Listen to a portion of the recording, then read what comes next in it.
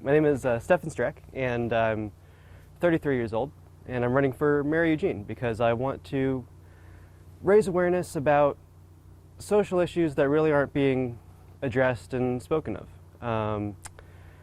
I love this city, and I really believe in this community. I went to Roseburg Middle School right down the street, went to South Eugene High School right down the street, took the bus up to LCC for college, and went to U of O the other way. And it's been a great experience, honestly. I want everybody who wants the experience to be able to know what it's like to live in a house and have it be really unique to them. It's, I like to think that's the American dream. And too many people just, they work so hard. And there are so many parents in this city who go to sleep without dinner because that's the only way they can afford to send their kids to school in the morning with lunch. And for a city with so much money and so much potential, there's just not enough being done to really address these issues like homelessness, drug abuse, lack of social resources. And, talking about these things is the first step towards actually getting a real solution in place. When we've got $800 million in the budget, that's enough money that every single person in this city should have their needs taken care of, whether it's food, housing, just safe roads, safe communities. There's too many people who wake up to just every real serious disorderly conduct, crime, and people are watching the city actually deteriorate physically in a way that's really unfortunate. Just the other day I was going down to Hiron's and I saw people just openly using drugs at the bus stop. They were holding up the tin foil with the lighter like it was the Stanley Cup. And it really hurt me.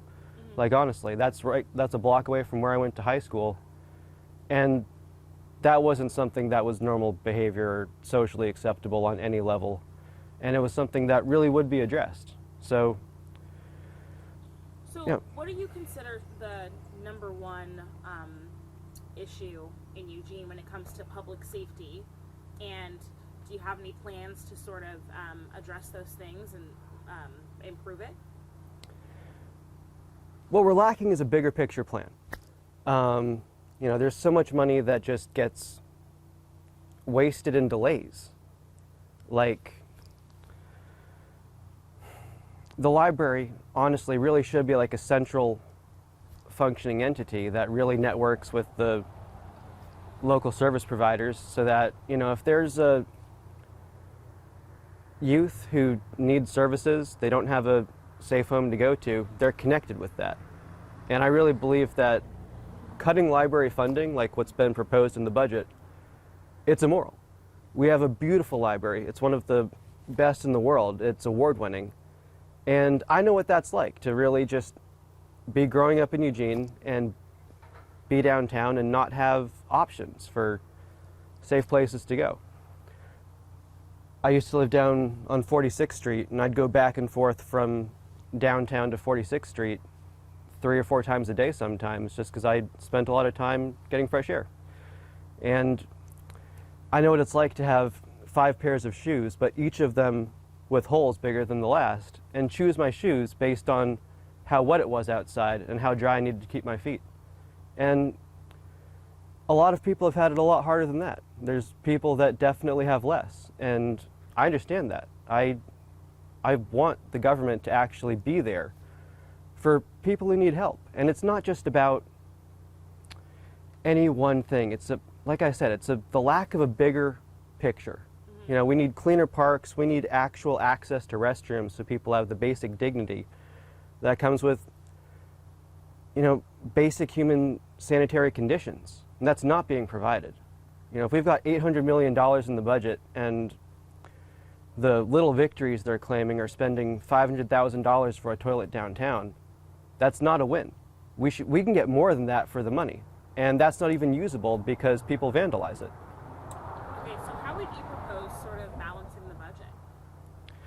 Really, I think we need a full public audit of the budget and all the expenses. This hasn't been done, and I think a lot would be uncovered about just money that is being wasted, overspending, and really just negligent misapplication of funds. Like, the steam plant was sold over 2 years ago at this point for $1. And that's prime downtown riverfront property. It's like 4 acres. And it's worth more than $1, guaranteed. And the deal was that they were supposed to build something that would enhance the community before the Olympic trials. It didn't happen before the Olympic trials. Nothing's been done. Who's negotiating these deals? I mean, if we're getting nothing in return and losing valuable resources, I mean, that could have been a community center, it could have been an arts center. There's endless possibilities versus just, now it's just getting worse. And, you know, it really is about just awareness, like raising the discussion and being realistic about it. If we don't have leadership that can say, things aren't right, they're not going right.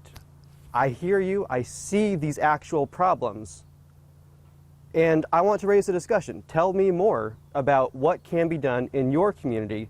Each individual situation can be addressed in a different way. And that's what it takes to work towards a real 21st century city where we do have a 24-hour bus system so people can get to work at any time of day. You know, there's a lot of people who have jobs that start at 6 in the morning, but the earliest bus doesn't even start until 6. So these people are walking to work or biking to work in the rain. And, you know, more active buses, that would help cut down on drunk driving. There was just someone killed a week back. I mean, this happens all the time in this city. There's drunk driving accidents, and the lost life, the effect on those families, and the effects on the emergency service providers who, that's hard for them. They're putting their own human experience on the line to keep people safe. And so really there's, like I said, I love this city and I believe in this community, and I know that if people's concerns are actually really listened to and addressed, then the city can be absolutely the place that people envision it to be. And I've actually got a picture here, just to, you know, they say a picture says 1,000 words. So this right here is underneath Washington Jefferson Bridge. Oh, wow. This is an anti-Iran war protest from back in, I think, '86. So you can tell that's the underneath of the bridge right there. There's the famous basketball hoop. And, you know, a lot of these people are still here in Eugene. And these are the people I believe in. This is the, you know, image I have for, you know, what I want Eugene to really be able to represent to the world is people who come together and talk about real human issues in the world and how we can all fix that. So it really just takes the, you know, there's the vision right there. So I'm really proud of this city. You know, there's a lot of ups and downs, but, you know, that's life. And definitely I think this has all been more than worth the time, the investment of time, really. I mean, I first ran for mayor back in 2016 just because I thought it was wrong that people get a ballot and there's only one person on the ballot. You know, this happens all the time, and I hate to say it, but, you know, just I kept trying, and I'm actually pretty good at this. You know, pretty good at addressing the real issues and thinking up a cohesive plan to fix that in society. And, I mean, I'm as surprised as anybody else. It just, I really do think that, you know, it's not that there's anything wrong with the people who have been managing things as people. It's just the execution of the plan just hasn't been working. I mean, clearly things have been going downhill, and clearly people deserve better. Yeah. Yeah. So what would you consider sort of the primary, what's the word? Just the primary things that are lacking in the city's current leadership right now and current policies? It's just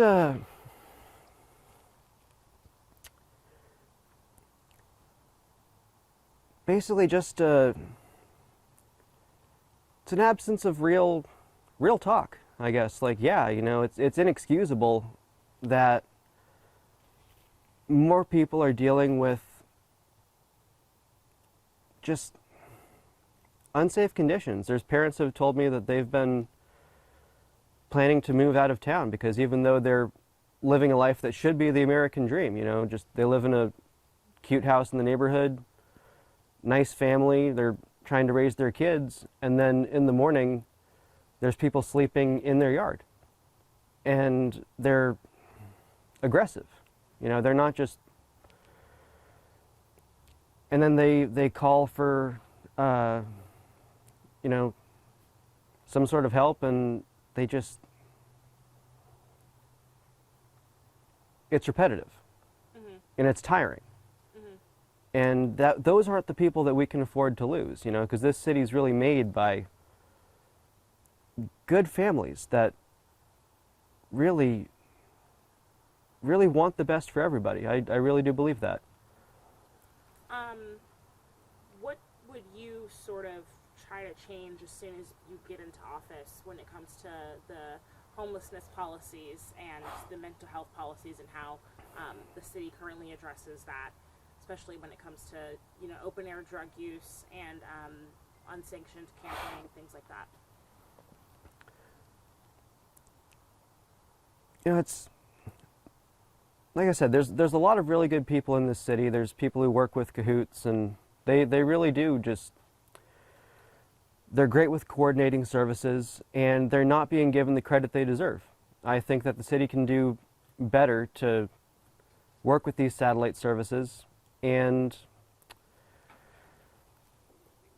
you know, for example, the library really should be a central facility that gets all the funding necessary and networks with other community service providers. You know, if there's someone who shows up to the library and they're clearly looking for help, they should be connected with Whitebird instead of just having the only option be to sleep outside on the concrete.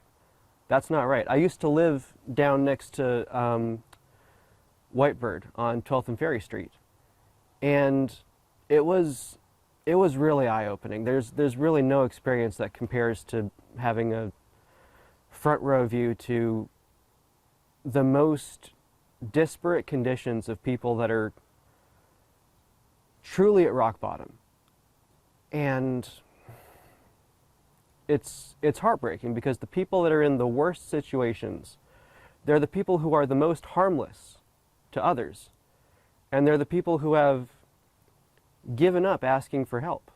You know, there shouldn't be women in their 60s who just sit on the same corner for weeks or months, years even, without social services reaching out and helping to fix that. And all of the money goes into the most active people causing problems when you know, there's a lot to be said for addressing the people who aren't causing problems and helping them. And that's really being overlooked. Got it. So yeah, what do you want people to take away from this interview when it comes to your campaign for mayor? And what do you want people to know about you and how seriously you take the goal of improving the city at large? Absolutely. Well, the point is, it's not about me. It's about the city, the people who live here, the people who grew up here, and the people who want to make this place a home for the future. It really makes me sick. Like, honestly, how many politicians just make it all about themselves? They want to be the best. They want to say they're the greatest, and completely overlook the subject of the people that they're supposedly looking to represent. I'm not, just putting it mildly, I'm not the most rich and famous guy in the world, and I'm not trying to be. I just want to actually have the opportunity to really prioritize the issues that affect the most people who need help. And that's what I'm really about. That's what I've been working towards for the past 8 years now, since I first started running for mayor. And it's been a great learning experience to get to this point right here. I don't think there's any other country, any other city in the world where I'd have the same experience, clearly. And, you know, honestly, the time spent is worth more to me than any amount of money. I mean, if someone asked, you know, would you go back and not try? Like if someone gave you $10, $100 million more, you know, I'd turn that down. This has been an experience worth a lot more than money to learn what people individually care about and get a real perspective on not just what affects the individual people, but our community as a whole and society as a whole on a greater level. So it's just like with the sign there, Free Tibet, is, you know, it's just any issue in society that needs to be addressed won't be addressed unless it's spoken about and raised as an issue. And I'm committed to doing that. I'm 110% certain that the people who call Eugene home are ready for real positive social change in pretty much every single way. So if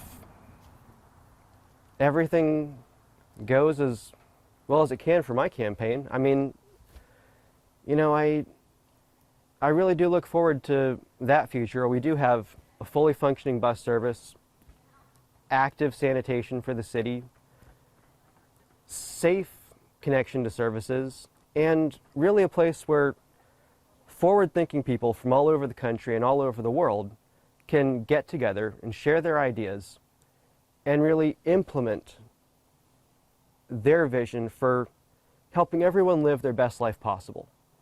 And that's what I've done for me, and that's what I want everyone to have the opportunity to do. So,